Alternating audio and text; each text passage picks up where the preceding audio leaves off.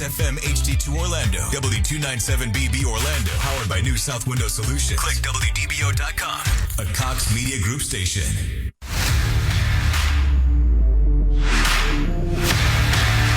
Welcome to Knightline at Night on WDBO 107.3 FM and AM 580.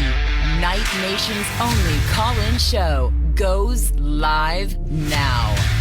All right, hello Orlando, hello Night Nation. This is Andrew Phegley. This is Knightline at Night. We're live from the Dever Team Studios, brought to you by Chad Barlaw. Assisting injured veterans get the help they deserve. Give Chad a call, 407-599-9036, or visit protectingvets.com.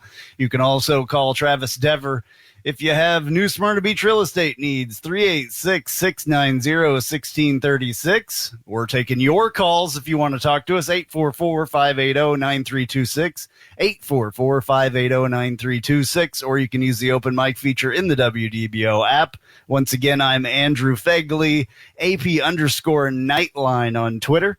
I got Big Ben Stout here with me at Big Social 32 on Twitter, and Roger Phipps at Night Bengal on Twitter. You can find all the rest of our content on NightlineSports.com.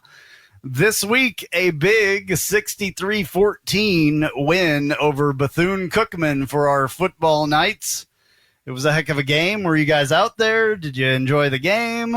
Other than the lightning delay and a little bit of drizzle, I definitely enjoyed it. But what I really enjoyed was walking up the Cabana steps and seeing the Big 12 logo in balloons. So that really got me excited. Yeah, that was cool. I know you weren't able to make it because of other I wasn't. I enjoyed it at home, though. Previous commitments, but yeah. It was a heck of a game. One of the best things that I like about it is we've been wanting to see all of our backup players. There's a lot of guys that we hadn't seen yet, and pretty much everybody got in there. I mean, I don't know of too many people that didn't get in there. There were three quarterbacks that we saw, four really if you count, but three of them that threw the ball. And like 10 running backs. Yeah. So, or 10 people that ran the ball. So lots of receivers, got to see pretty much everybody on the team, I believe.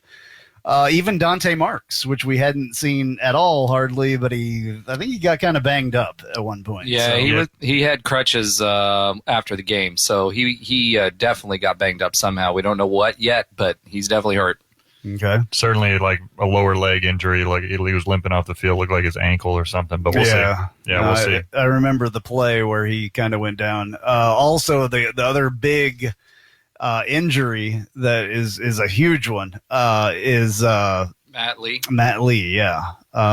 So that's not good. Our center went down. I'm not sure what the deal was. I saw him kind of the play before he actually went down, kind of getting up slow and just kind of moving slow. And then the next play, he kind of laid down on the field. So not sure exactly what that is. I heard that he was in a boot as well. Sometimes those boots can be used for strains and sprains just to, you can get out of it in less than a week sometimes. So we'll see about that. But our backup center did fairly well. So that was good because Coach Malzahn even said in the press conference, not only is he one of our best linemen, but he is actually one of our best football players. And we all know that. So Matt Lee is a really, really good football player. So Dylan Gabriel, 23 of 36 for 312 yards, 2 touchdowns, the longest being 28, a sack, 1 sack. Also, a heck of a run. Yeah. My 44 God. yards. That was incredible. Going all the sideline to sideline almost, basically. It was probably about 100-yard run, but wound up being a 44-yard run. Right. So it was like Tecmo Bowl back in the day. Yeah, he ran all the way to one side and decided not to go to that side, but all the way to the other side and scored the touchdown. So, and I don't know who it was. I think it was Amari Johnson or maybe Ryan O'Keefe that came across and laid a great block to really spring him, and that's really what got him when he cut back across the field. But really showed a lot of athleticism on that play, like he has been all season. really seems to be kind of upping his run game in Gus Malzahn's offense. Yeah. Trillian Coles actually wound up being the rushing leader with his 11 carries, 78 yards, and a touchdown as well. So I just want to say real quick, I'm really excited to see Trillian get some reps. I mean, he's a local kid. He went to Bishop Moore High School, and he ruptured his Achilles last year. It was a little bit of a disappointment. He was one of the guys that I asked Brandon about in the preseason just to see how he's doing. And it was great to see him get in the game and get 2 touchdowns, receiving and running. He ran the ball really well. He might have earned some more reps. Probably, yeah. He averaged 7.1 in those 11 attempts. The only person that had more attempts than him was Isaiah Bowser. Only wound up with 62 yards this time, 4.9 average, but 4 touchdowns. And I honestly thought that he had more yards than that. When I pulled up the stat sheet and started to look at this, I'm like, what? This is crazy. He only had 62 yards because he ran all over the place. Just no big ones. His longest one was 17 yards. He did not have like a 30-yarder that he did, last week. So also got to see Joey Gatewood out there for the first time. Got to see Mark Anthony Richards for the first time out there, 4 carries for 25 yards, averaged about 6. But Joey Gatewood, 3 carries, 30 yards, so he averaged 10, his longest being 15. He's a big boy for a quarterback, and very quick, super athletic. I hope we get to see a lot more of him. Coach said in the press conference later on that he is planning on making a package that gets him involved a lot more. So he did have that one pass on the sideline too that looked really good. I mean, I know going in to his transfer, a lot of people were talking about his running ability, but not necessarily his passing ability. But he looked really, really good on that pass because that was across the field and getting it right there on the sideline, exactly where the receiver needed to get it with some zip on it for sure. Awesome. All right. Also, Ryan O'Keefe led the receivers, 110 yards, no touchdowns, but 8 receptions, his longest being 23. Brandon Johnson got a touchdown. Keneen Robinson got a touchdown as well. He's been there for quite a while, hadn't really touched the ball, so that was good. He got 1 catch for 30 yards, and it was a touchdown.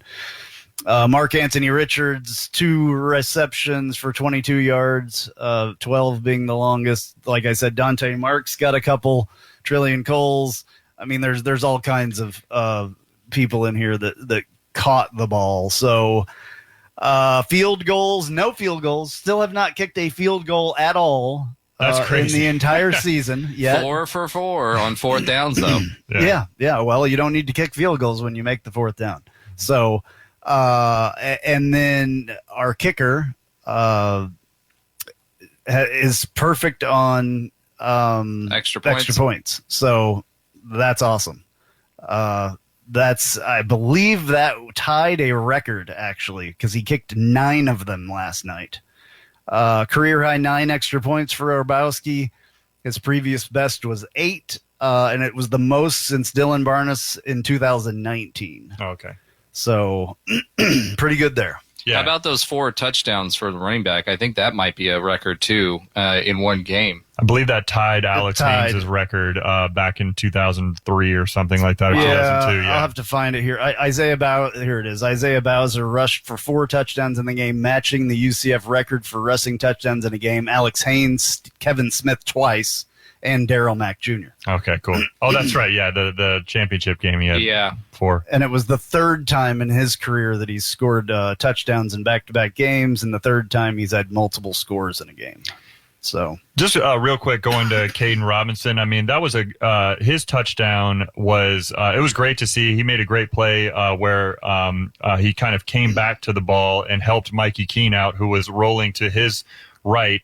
And Mikey Keene he looked great for how young he is and coming in for that drive. I know it's kind of going against the twos. It's against a team like Bethune-Cookman, but showed a lot of poise on that drive. And I thought he I thought he looked pretty polished for how young he is, and he threw that off his back foot 30 yards. That was a really good throw. Yeah, 4 of 7 for 55 yards, 1 touchdown. His longest being 30, which was that 30-yard touchdown that he threw. Quadri Jones got in there as well, threw it 1 time for 14 yards. Well, I will say this. I mean, all the second-team players and third-team players, all of them really looked really good. The only big glaring thing on offense for me was the number of drops that we had by the starters. Dylan, I think, was at 62% for his completion percentage, but there were still, I believe, either 4 or 5 drops during the game. So that could have been much, much higher because he was putting the ball on the money exactly where it was supposed to be every single time. There was a couple that were thrown a little bit behind that he threw, which probably the worst was like Brandon Johnson across the middle in the first quarter. That was really tough to see. But I mean, he obviously made some great catches, 7 catches for him. But he threw one that sticks out in my mind to J Flash that was behind him, and it would have been easily catchable if it was in the right spot, but it was behind him, and it should have been over his shoulder, big gain, and it would have been a touchdown. Yeah. So, yeah, there were a few that he didn't throw perfectly, but it's kind of hard to do. It was wet out there. It rained pretty much all night, just off and on.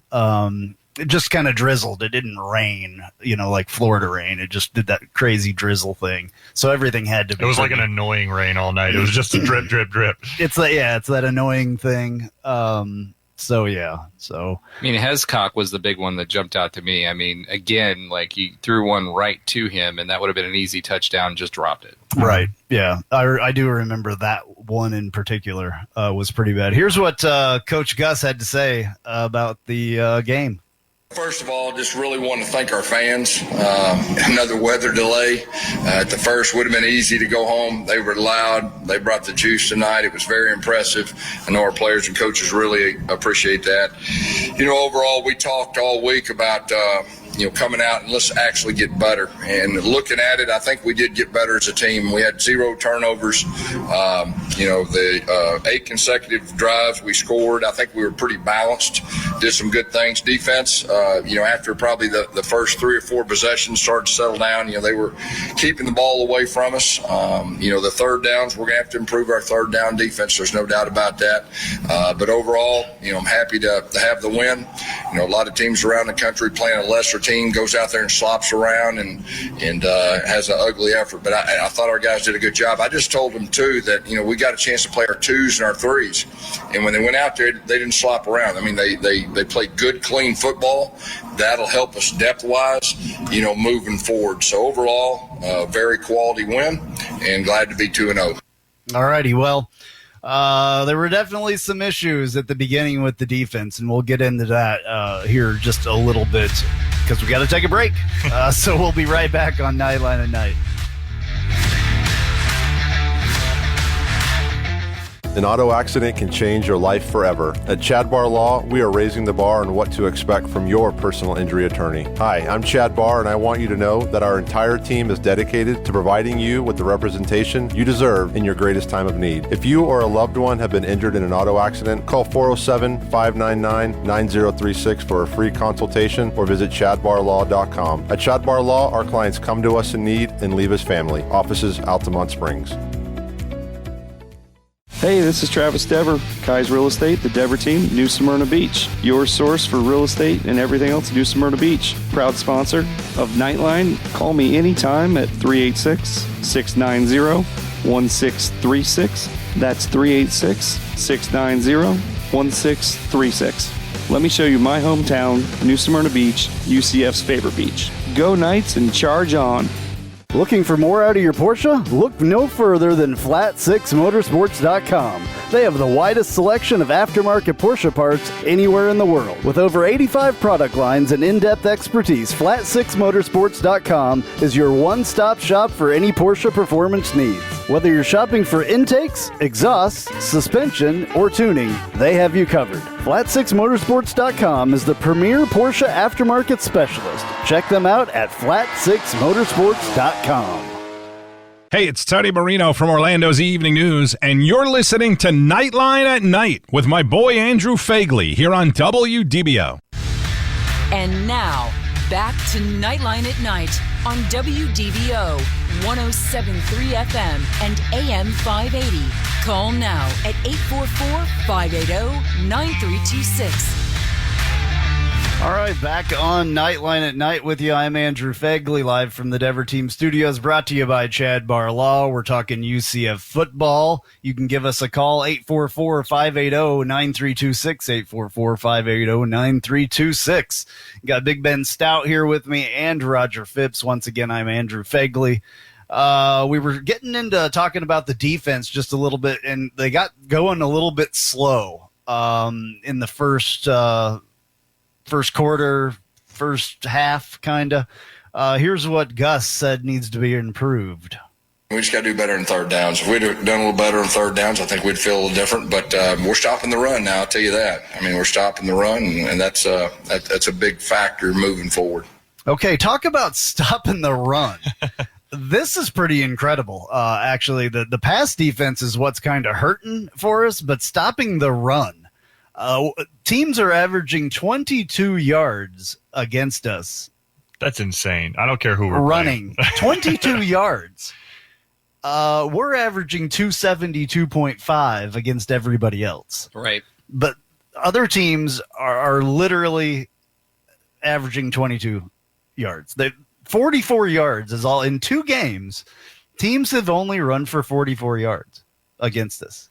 I mean, that's making the other team one-dimensional, right? Like, obviously, it's not allowing to set up anything really. I mean, if you just know that you're not going to be able to run the football, and a lot of credit goes to, I think, obviously the front seven in general, but I mean, those linebackers are kind of flying around, and the line, especially the interior of the line, is not allowing anything to go through.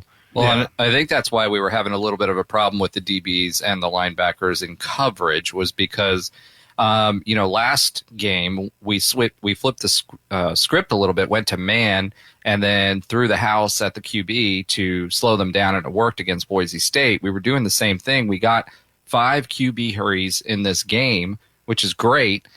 No sacks, though. And that's 2 games, no sacks. 2 games, no sacks. And really, they're just over pursuing. I mean, if you see them, they're getting past and the quarterback sidestepping it. But at the end of the day, whenever that happens and you're playing full on, you're gonna stop the run, okay?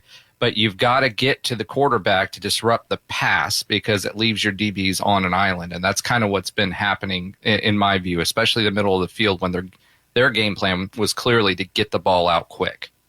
Okay.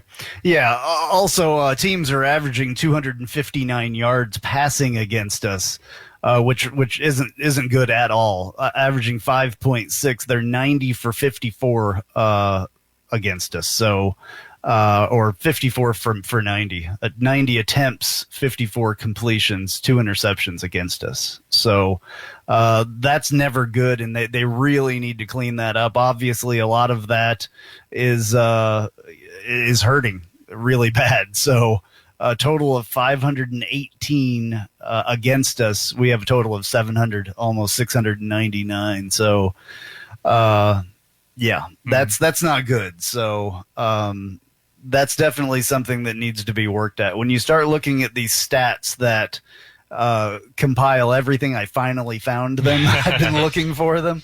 UCF has them. All the other ESPN, NCAA, none of their stats are updated for some reason yet for this week. So, and I don't know why, because they normally are at this time.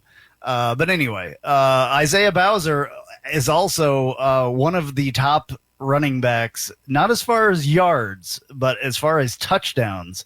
He has to be up in the I think he's tied for second, to be honest with you, in the entire NCAA for as many touchdowns. He had 3 the first game. I'm not remembering. He had 1 the first game. Only one, but he had one rushing. 4. Yeah, okay. So he's got a total of 5. So the 5 leader total.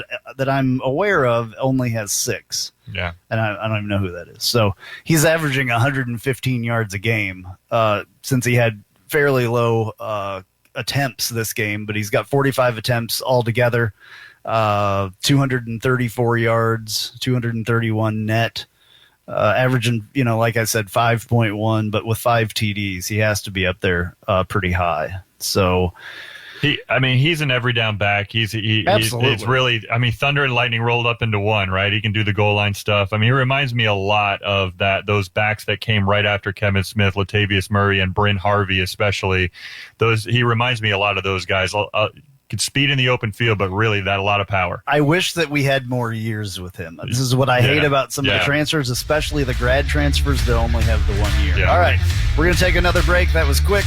We'll be right back on Knightline at Night. We'll get way more into this. If you haven't figured it out yet, I love Tijuana Flats. I would love them even if they weren't a partner with us on the Knightline Sports Network. They have all kinds of great Tex-Mex food, and it's fresh, by the way. Made to order burritos, tacos, enchiladas, chimichangas, quesadillas, bowls, nachos, and taco salads. And if you haven't tried the queso, you are completely missing out. It is the best queso that I've ever had in my life. Absolutely hands down. And the sauce bar that they have, everything from wild to mild in there. Absolutely awesome, awesome stuff. Not only do I love the food at Tijuana Flats, but I love the company, a UCF-born company. And they give back to the community with the Justin Queso Foundation. So head to your local Tijuana Flats. Tex-Mex for everyone.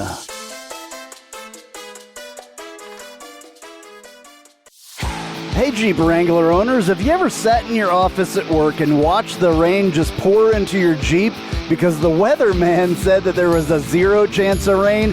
Or you put your doors back on because there was a 100% chance and then not a drop of rain fell?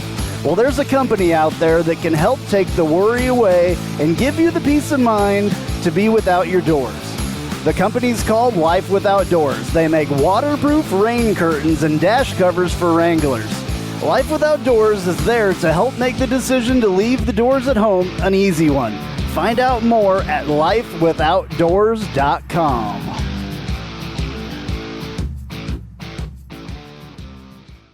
Spice up your company with homemade marketing services from Tasty Gravy Creative. Tasty Gravy serves up a menu of budget-friendly marketing, graphic design, and public relations services customized to your specific goals. Co-owned by a UCF graduate, Tasty Gravy can help refresh your brand, strengthen your online presence, or reinforce your company's message. Contact Tasty Gravy for help with your website, social media, marketing, advertising materials, and more. Visit tastygravy.com. And now, back to Knightline at Night on WDBO 107.3 FM and AM 580. Call now at 844-580-9326. All right, back on Knightline at Night. I'm Andrew Phegley, live from the Dever Team Studios, brought to you by Chad Barlaw, assisting injured veterans get the help they deserve. Give Chad a call, 407-599-9036, or visit protectingvets.com. You can also call Travis Dever for all your New Smyrna Beach real estate needs, 386-690-1636. We're taking your calls if you want to call us, 844-580-9326, 844-580-9326, or you can use the open mic feature in the WDBO app. Once again, I'm Andrew Phegley, AP_Knightline on Twitter. Got Big Ben Stout here with me at Big Social 32 on Twitter, and Roger Phipps at Night Bengal. You can find all the rest of our content on nightlinesports.com, including the AAC report. And this is Jeff Allen right here giving us the AAC scoreboard of the week. In addition to UCF's romp over Bethune-Cookman, here's how the rest of the scoreboard shaped up in the American. East Carolina hosted South Carolina. The upset bid falls short, though, 20-17.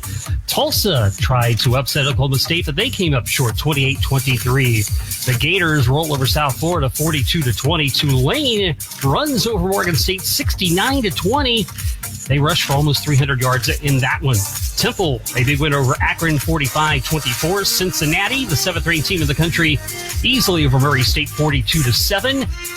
Navy and Air Force played in a 9/11 remembrance game, and the midshipmen fall 23-3, and they fired their offensive coordinator after the game. Houston retains the Bayou Buckets with a 44-7 win over Rice. Memphis had to outslug Arkansas State 55-50. True freshman Seth Hennigan threw 5 touchdown passes, 3 to Calvin Austin III, who had a career night with 239 yards, and SMU down North Texas 35-12. I'm Jeff Allen. We'll recap week 2, get you set for week 3 on this week's AAC report only on the Knightline Sports Network. Alrighty, thank you, Jeff. That's a good show. So especially if you're into the rest of the teams in the American, want to know what's going on in the American, Jeff Allen has you covered. It usually drops on Thursdays. So, all right. So we're going to start talking about the Big 12 a lot more coming up here, because UCF, as some of you may well know, accepted an invitation to the Big 12 this week. And there was a couple things that had to happen. There was a board of trustees meeting the other day, and this is what the vote sounded like right here from the UCF board of trustees. All those in favor of accepting the invitation to join the Big 12 Conference and to delegate President Alexander Cartwright the authority to negotiate and agree to terms of admission to the Big 12, as well as terms of exit from the American Athletic Conference in consultation with the chair of the board of trustees, please signify by saying aye. Aye. Aye. Any opposed, like sign. Knight Nation, welcome to the Big 12. Motion passes unanimously. Congratulations. Woo! Great job, everyone. Great job. All right, so that was a Zoom call. Still gives me goosebumps. That's a great moment right there for sure. That's a big deal. Very cool, yeah. Very excited for everybody. I think everybody, even the fans, had a part in this, because it's a big deal. Fan engagement is a big deal, so I feel like we're all responsible in that, and we all should be proud. No doubt. So also Bob Bowlesby, the Big 12 commissioner, here's a little clip from him real quick with what he was saying basically as the welcome.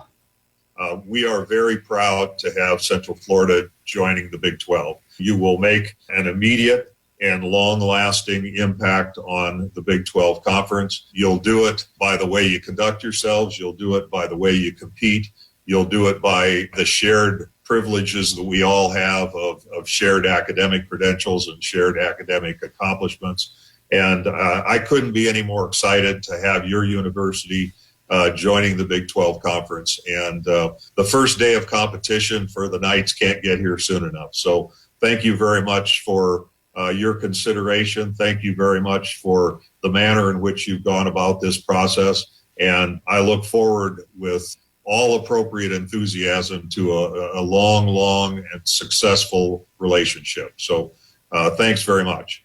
All right, so they say 2024, July 1st, 2024 is the day. We shall see. That'll be a great birthday present in 2024 for me. There you go. Yeah. We shall see, though, because that can be negotiated. We had to give them $2.5 million in escrow to get into the conference. I'm not sure if that's already done or whatever, as an application fee. And then to get out of the American, it's a $10,000 payment to them. $10 million. Sorry, 10,000. Well, that'd be 10, awesome. We can read that pretty quick. Yeah, wasn't thinking on the right levels there.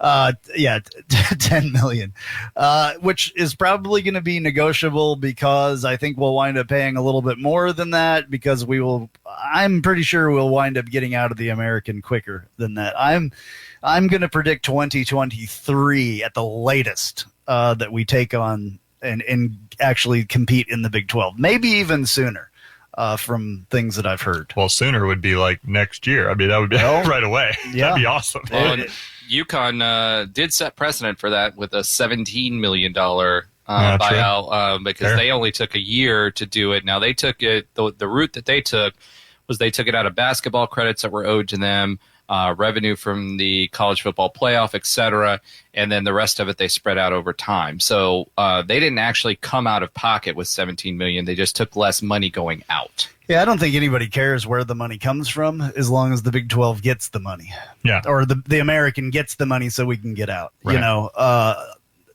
I could care less about the financial stuff, just so you know. But I just want to get in there. I want to get it done. I want to start playing Big 12 games. I want to see the bounce house with Big 12 teams, SEC teams, Big 10 teams coming to play in the bounce house, and forget about these American teams and all the rest of them, to be honest with you. The Bethune-Cookmans, the USF, whatever they are. Yeah. I think the cows, right? Isn't that what we call cows. them?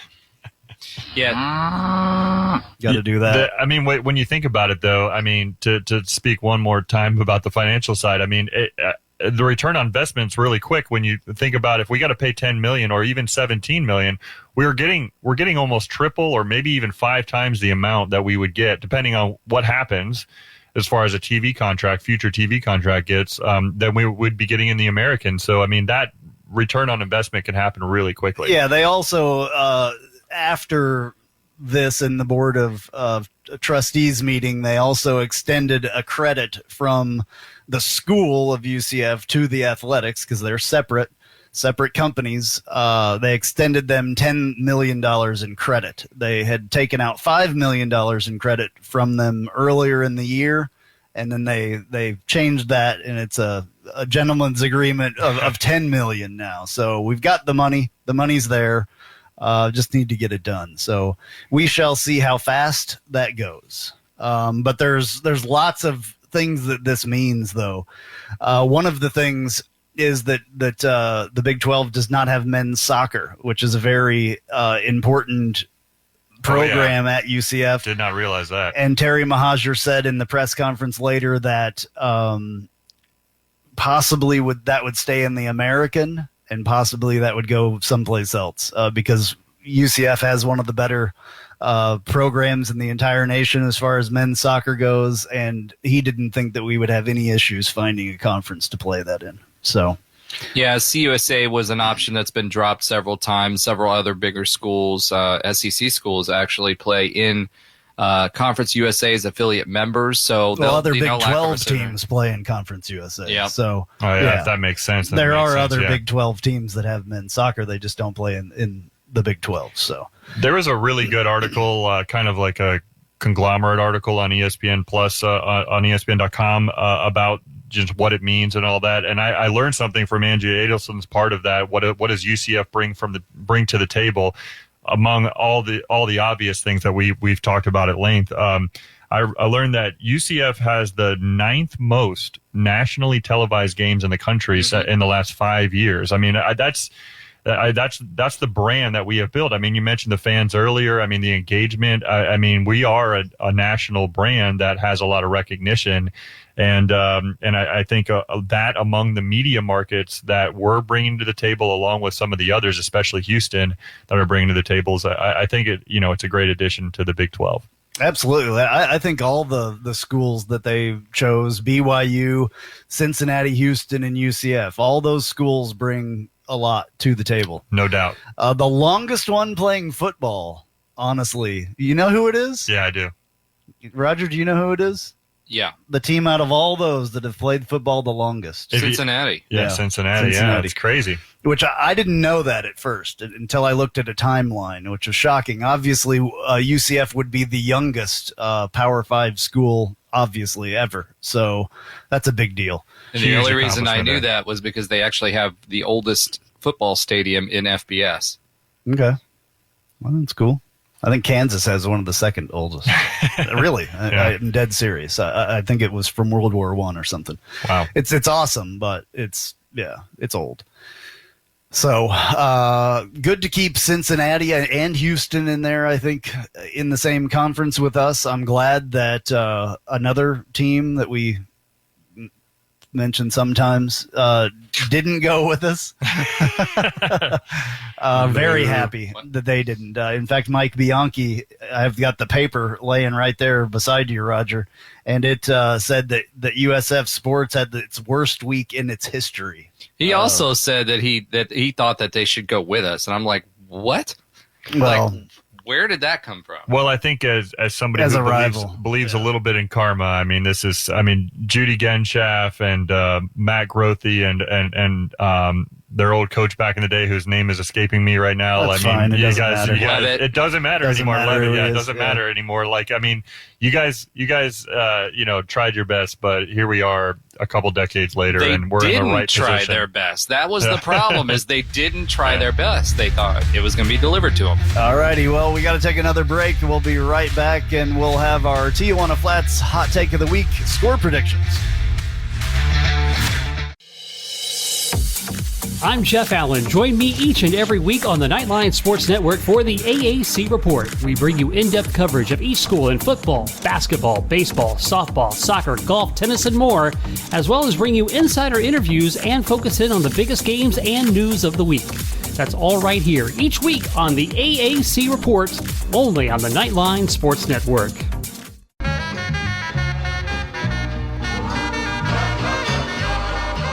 Welcome. This is a promo for the Take a Left at Albuquerque podcast, new to the Knightline Sports Network. You should listen to it. I say things like this. We need to stop blaming Jerry because we would do the exact same thing if we owned the Dallas freaking Cowboys. Do you know how much fun it is to own the Dallas Cowboys? My guests will say things sometimes like this. It's the Lord of the Flies thing that happens when they don't understand that things are wrong, spoiler alert, until Piggy dies. Lord of the Flies has been out for like 100 years. I don't even know. Sorry to everyone at home who I spoiled the book for. A book's been out for like 90 years or something. And sometimes, rarely though, I'll say really stupid things like this. If they don't make it out of the West and the Raptors get to the finals, I will go on either this show or whoever's show and say that Kawhi Leonard is overrated because I have too much evidence of it. New episodes drop every Friday with me and some of my good friends right here on the Knightline Sports Network. And now, back to Knightline at Night on WDBO 107.3 FM and AM 580. Call now at 844-580-9326. All right, back on Knightline at Night. I'm Andrew Phegley, live from the Dever Team Studios, brought to you by Chad Barlaw. We need to talk real quick about our predictions from last week. How did we do, Ben? All right, so the final score, as we said, was 63-14. Roger and myself, I said 52-7. UCF. Roger said 52-14, but the closest certainly was you, Andrew, with 62-7. So you're just one off, and one off on our score, one touchdown off on theirs. So yeah, that was definitely the closest. All right, I felt good about that when I made that prediction. All right, and what we're doing is Tijuana Flats Hot Take of the Week, and that is our score prediction. So let's get into that right now. Welcome to the Tijuana Flats Hot Take of the Week. Visit TijuanaFlats.com for takeout or delivery, or visit your local Tijuana Flats. Tex-Mex for everyone. All right, which one of you guys wants to start us off here? I'll start us off. So my prediction is 38-27 UCF. It might be a little bit lower scoring than we're used to, but I think 38-27 is my prediction. Wow. This is why I had him go first, because we're always close and usually one ups me or one downs me. So I had, and you here, Ben can see my screen, it's 38-28 good guys. So I'm going to one up you this week. All right. All right. So UCF is a 8-point favorite at this point. Not going to say by 8. I'm going to go a little bit over that. I'm going to say 42-24 is going to be mine. 42-24. Maybe more than that, but 42-24 is what I'll go with. So sounds good to me. I was playing with 42-28, so let's hope you're right. Yeah, I hope so. I'm going to be there. So Ben, next week the show is you guys. Ben absolutely. will be there in the studio helping us out, so that'll be fun. Good luck, guys. Thank you. Should be interesting. Well, we appreciate you trusting the show to us. Yeah, absolutely. We'll look forward to talking about the Louisville game for sure. We won't be producing it. That's the important part. Yeah. No, I'll be in Louisville, so for Friday night's game, that's going to be a blast. Travis Dever and I are going, actually. So really looking forward to that. I cannot wait. It's going to be a good time. Louisville, I don't know, have you guys ever been there for a game before? Unfortunately, I have not at the stadium, but I did live in Fort Knox for a bit, so I've been to Louisville a few times. That doesn't qualify. Okay. Obviously, it really, you reminisce like UCF versus Louisville, that Teddy Bridgewater game, thank God we pulled it out in 2013. So hoping for a lot less pressure at the end of this game, and I think it's going to be that with not a very great throwing quarterback on the Louisville side. So. Yeah, I don't think that they're as good as they have been in the past, Louisville, this year. So they lost to Ole Miss in week 1, 43-24, and then won versus Eastern Kentucky, which wasn't hard, 30-3. So, as you mentioned, we're an 8-point favorite, and your favorite matchup predictor says 62-37, or essentially 62-38. Excuse me, yeah. In our favor. Yeah. So we shall see. Yeah. I guess I think that it's going to be a great game. I'm really looking forward to taking the trip out there and experiencing a game in Louisville. So I want to see a sea of surrender cobras. Yeah, that was from 2013. That's for sure. I'm sure there will be some. Hopefully they're not from our side, but I believe that the travel contingent for UCF will be fairly good out there as well. It's not horribly a far one to go to, and our fans travel really, really good. So expecting to see a lot of Knight Nation out there with us. So anything else real quick, because we have like a minute here that I've kind of have nothing for. Not that I have nothing for, but I don't want to start something, that we always just have to like really clamp down on our discussions normally, but tonight is not like that. Well, I just want to mention 7:30 ESPN on Friday night. I mean, really looking forward to another showcase game for us to bring it home on kind of that spotlight on a weekday or weekend night. So. Yeah, that's right. Another Friday night, showcase, which is awesome. And we're right on the cusp of the top 25. This could mean a lot for that. Yep, we were the first one out this week. All right, that's going to do it for us. I'm Andrew Phegley, and these guys, Ben Stout and Roger Phipps, go Knights. Charge on.